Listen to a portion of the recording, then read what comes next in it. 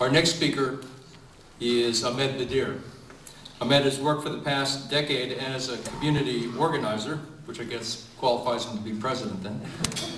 He's been a radio show host, a human rights advocate, a television commentator, and an interfaith leader. Ahmed Bedier is the founder of United Voices for America, president of the Human Rights Council of Tampa Bay, and serves on the state board of the American Civil Liberties Union. For the past 5 years, Ahmed Bedier has co-hosted True Talk, a global affairs live radio show every Friday at 11 a.m. on Tampa NPR affiliate and community radio station WMNF 88.5 FM. I just love saying that.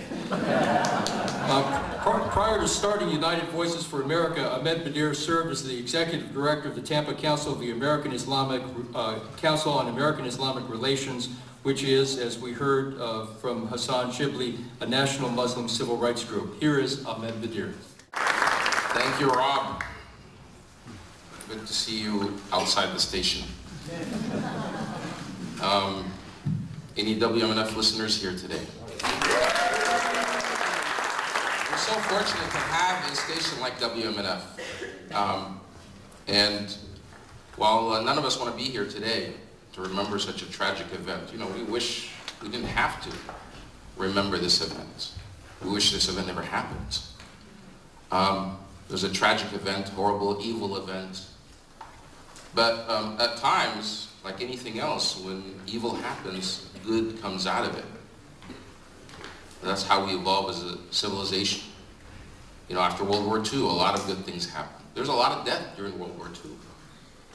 Millions and millions of people died. Millions of Jews were exterminated, put into ovens. They came out and, you know, they said never again. And since then, we've had the Universal Declaration of Human Rights, we have the United Nations, we have all these international bodies. And they said, we're not going to do things the way we used to do them. We're going to go into a more civilized global world. So good comes out of tragic events, and every now and then we have to have these tragedies that unnecessarily we have to have them to bring us closer and to move forward. And for me personally, if it wasn't for 9/11, I probably wouldn't be here in front of you. I'd probably be, you know, have a mansion on the beach somewhere and live a different type of lifestyle. 9/11 was a wake-up call for me. I was never involved in politics before, human rights, I didn't care for it. I didn't even know anything about it. I didn't understand it. It wasn't my cup of tea. I never even listened to 88.5. You know, I was listening to MJ. Now I hate MJ. Well, I don't hate him, I just hate what he says. We make fun of him on the show. But, you know, I was tuned down. There's a lot of people out there that are still like that. The 9/11 came and happened and they never woke up. And to them, 9/11 just about, you know, waving the flag, and they don't understand what that flag means. If you ask them what the stars means, many of them don't understand what the stars are for, or what the stripes are for. We have a very low level of awareness in this country about civics, our responsibilities, who we are, what America is. People think America is about watching football and, you know, doing whatever you want to do whenever you want to do it. That it's, you know, fireworks on Independence Day. That's when they remember to be American. You know, to them, America is Bruce Springsteen. They don't understand that, you know, behind that flag there's a Constitution. And to be a real American, you have to respect that Constitution. And if you violate that Constitution, you're un-American. You know, one of the most un-American people, I would say, is George Bush and his crew. They shredded that Constitution. They waved the flag, but they, you know, stepped all over that Constitution. They violated it every way they can. And we're a worse nation because of those actions. So to me, people that do that, because they, no matter what their objective is, he may think, or his team may think that, you know, they're trying to do the right thing in their opinion, but whenever you do that, then you're violating the foundation of America, then you're on the wrong path. Then you're on a different path than America. America's already established. It's that Constitution. You don't have that Constitution, you don't follow that Constitution, you don't have an America. What do you have left? America is just a political arrangement. Unless you're a native Indian, you're probably not from here originally. You know, if you're European, if you're from anywhere else, if you're South Asian, if you're Arab, you came from somewhere else. You're not an indigenous person. I remember seeing this postcard, or this email postcard that said, you know, Homeland Security, the original Homeland Security. Some of you might have seen it. It says, you know, fighting terrorism since 1492, and it was a bunch of native Indians. You know, to them, the European invaders were the terrorists. They came after their property, they killed them, they took their resources. Now try to find the traces of native Indians in this country. If that's not ethnic cleansing, I don't know what is. The only traces left of native Indians here is the Hard Rock Casino. And that's not even native Indian. It's not even like a flute or something, or a peace pipe. That's what we have. But I mean, but the founding fathers, of course, you know, Jefferson, and Madison, and Washington, and all those individuals were not the initial invaders in America, but they had a good idea. And they put it down on paper, and that became America. That's the Constitution.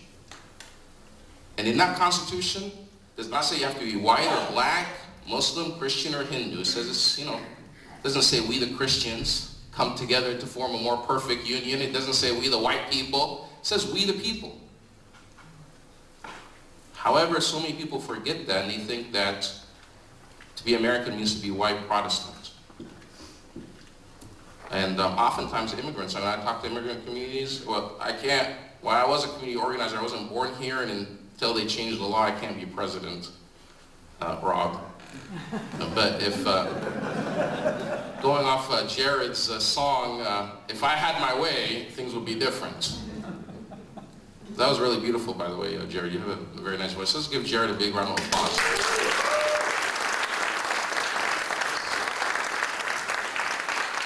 If I had my way, you would be on CNN singing that today.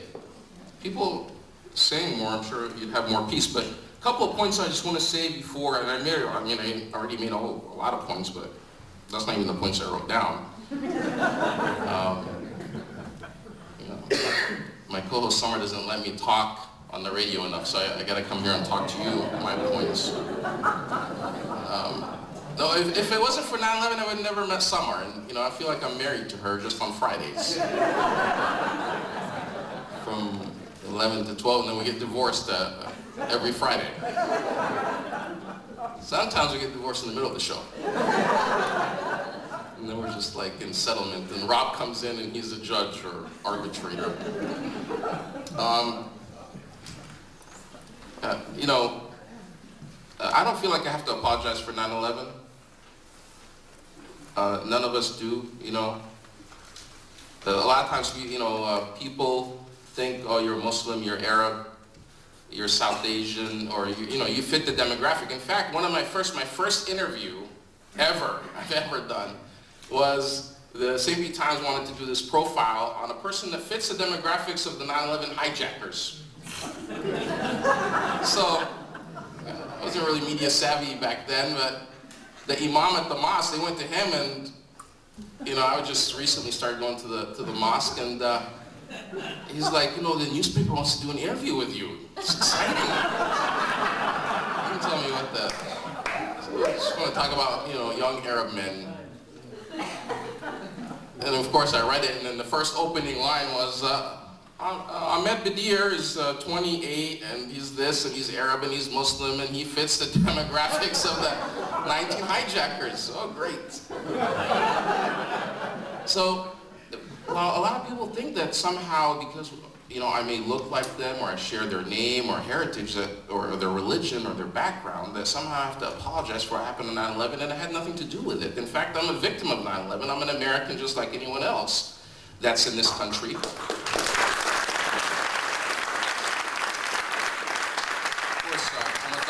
Documented American, and if you're not documented, you're still an American. You know, you're here, and you should be getting your documents, but that's a different story. So I don't have to apologize for 9/11, but I feel like I do have to apologize for the people in Iraq and Afghanistan, and Pakistan, and in all those places where we use our drones to kill their people. Because that government in Washington answers to me. And I should do more to stop what's happening there because they're using my tax money to kill people. And unless I speak out against it, then I'm complicit in it. So I feel like I have to apologize to them. We had no control over if I had known about the 9/11 hijackers and I didn't tell anybody, yeah, maybe I should apologize. But right now I know that our government is going to kill people with our weapons here, and I'm not doing enough about it. Extremism is our common enemy. That's a common evil that we have. And that's what we should fight against. And we have extremists all around us. You know, you have American Taliban here too, and American Al-Qaeda. And they're not Muslim. You know, they go to church. And they want to just have, you know, in America where only their form of Christianity is the one that's accepted and everybody else is shut out. And that's dangerous. And they hate our president because he's black. And they think he's the, you know, in fact, we had a caller one time call in and say that, you know, he goes to this one church and that, you know, Obama is the Antichrist himself. That's how some people view others in this country, and that extremism is dangerous, and that's the extremism that's polarizing our nation. Fear is also our common enemy. We have to stop fear. We can't let fear drive our policies and what's happening in this country. Benjamin Franklin said, those that give up certain liberties for some temporary safety deserve neither. And that's what we should say. We should never give up our liberties, no matter what they tell us. It's our liberties. We're not going to give them up. That's why so many people died before us. Justice is the foundation of peace and safety. Justice is the foundation of peace and safety. If we want to be safe in America, we better be just around the world. We better be just in Afghanistan, Iraq, and everywhere else. We can't go around killing people all over the world and think we're going to be safe here. It's not going to happen. Now, their actions against us and killing our civilians is never justified, but let's not fool ourselves. If we're just, we will have peace and safety. Faith must be part of the solution. The people that have faith, like this is an interfaith gathering, people of faith, we have to make that part of the solution. It's not the problem. The problem is we're not putting that faith in action. We're keeping it in the church, we're keeping it in the mosque or in the synagogue, and we're not taking it out in the streets. We're not holding our government accountable. While we have separation of church and state in this country, and that's wonderful, but that should not stop us from using our faith, like Martin Luther King did, to go up and get that motivation to fight against the injustice. We're not out to convert other people to our faith, but we should use that faith to make sure that we live in a better world. Like Martin Luther King said, injustice anywhere is a threat to justice everywhere. He understood that. He used his faith to go out and spread that message. I urge you, if anything else, after we remember this event tonight, that we have a lot of work to do. We live in a less safe, our world is less safe today than it was before 9/11. We have to stop the direction in which our country is going.